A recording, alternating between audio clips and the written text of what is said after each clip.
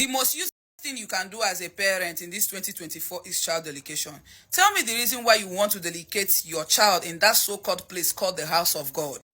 So this lady said in 2024, it is wrong for you to take your child to the church for dedication. Here wait till she talk. After that, we'll talk about it in full. The most useful thing you can do as a parent in this 2024 is child dedication. Tell me the reason why you want to dedicate your child in that so-called place called the house of God. Why do you want to allow a priest or a pastor bless your child for you? Child dedication, yeah, Baggy. What happens to your parents? Why don't you take your child, that's your innocent child, to your parents so that they can bless that child for you? Even if, say, your parents carry that your child, go to their grave. Tell them, say, you don't born pikin, no. Make them bless this child for you. Your parents, whether alive, are in a better position to bless your child more than that priest, more than that pastor. Pastor ina ama ihoji hiwe church ya. Priest ina ama mona ontu. Pastor ina ama that if he goes around people's wife, you want to carry your innocent child to the church so that they can bless your child for you. What makes you feel like that blessing is more special than the one that comes from your parents, from your both parents? Even you were born that pikin. If you and your husband come together to bless that child will be better than the one who got a church ga dedicate you. In 2024, child dedication doesn't make sense. God not they bless that your child, especially because say you go dedicate them to the most popular church in Nigeria. The things your pastors and your daddy GOs are doing in 2024, you still want to go and dedicate your child. Oh, wait till God come in issue like this, brain, because it makes sense. Don't let all these God of men lay their filthy hands on your child. This generation is very wild, but let's talk straight about what this lady addressed. She addressed child education, parents praying for their children, pastors praying for children during child education, blessing, according to what she said. See, child education, I believe, was originated from when Anna was unable to conceive. After many years of waiting, she gave birth to Samuel. She took Samuel back to the temple and dedicated Samuel to God through the help of Eli. The reason why we are doing it is one, acknowledging the fact that this child is a gift from God and you are returning it back to God because He gave you the gift. You believe the gift was from God. Now, we are doing it in the presence of the congregation so that they will witness it, they will pray for the child and also pray for the family. You are planting the feet of the child in the ways of God and you are making him understand, making him or her or the child understand that this is where you belong. So pastors are just vessels.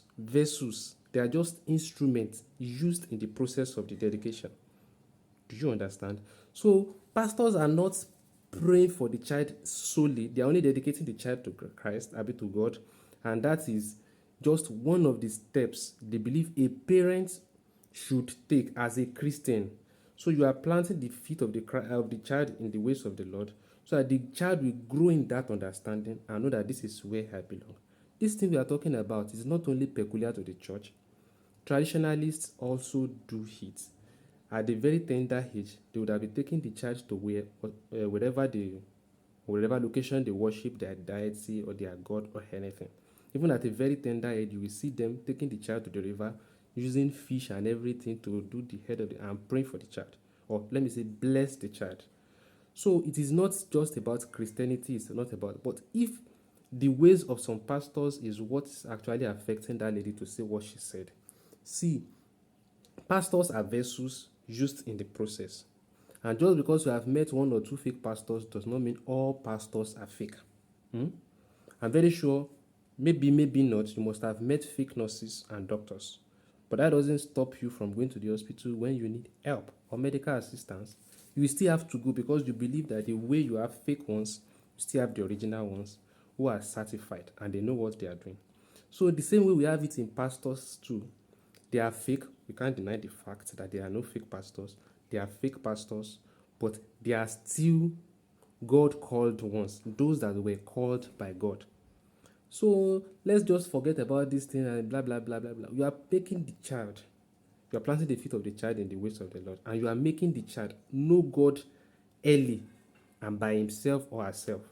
So If you are saying the parents should pray for the child, no one is saying parents should not pray for the child. Of course, before child education, that should be around 2 months or so after you might have given birth to your child. So all those 2 months, you did not pray for your child. It is not the pastor that will be the first one to pray for your child. Normally, when you give birth to a child, you hold your child, you bless the child, you say good things in the life of the child. The father too will do the same. You can come together and do the same. So the pastor's own is just an additional own. It's just an additional own. So just because the pastor are doing this and they are doing that, you as a parent that you bless your child, are you saints? Pastors are just vessels. They are not saints. They are human beings and they are prone to errors. They can commit mistakes, they can commit errors. So the parents should do this, the parents should do that. No one is saying you should not pray for your children. And no one is saying you should not take your children to your parents to bless them. Do that. But when they are no longer this, you should take them to when they are no longer alive, they should. See, the reason why we said they are trying to make them know God themselves is because you will not be with them all through. If you are not going to buy and leave them behind, because normally that's what God will be the one to be guiding them. The knowledge and understanding of who God is, the fear of God in them will be the one that will be guiding them all through. You will not stay in them when they are in school. You will not do this, but because they fear God and they know God is with them, God is watching them, that one is enough to keep them doing what is normal or what we believe is godly. So let us just forget about it. And just because you have dedicated your child to the church does not mean it is the only process. It is just one out of it. It is just like a step. There are many Josephs in the prison. There are many Samuels in the prison. Many Moses in the prison. Many Samsons in the prison.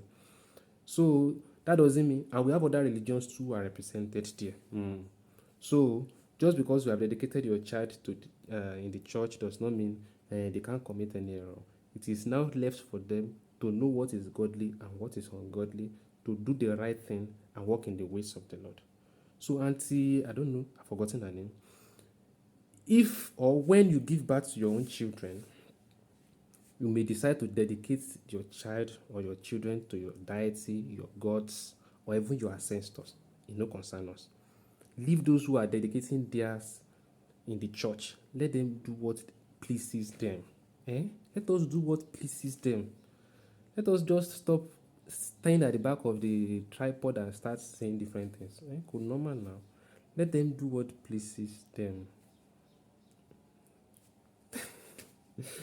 Let me hear from you in the comment section. What do you think about what I said and what she said?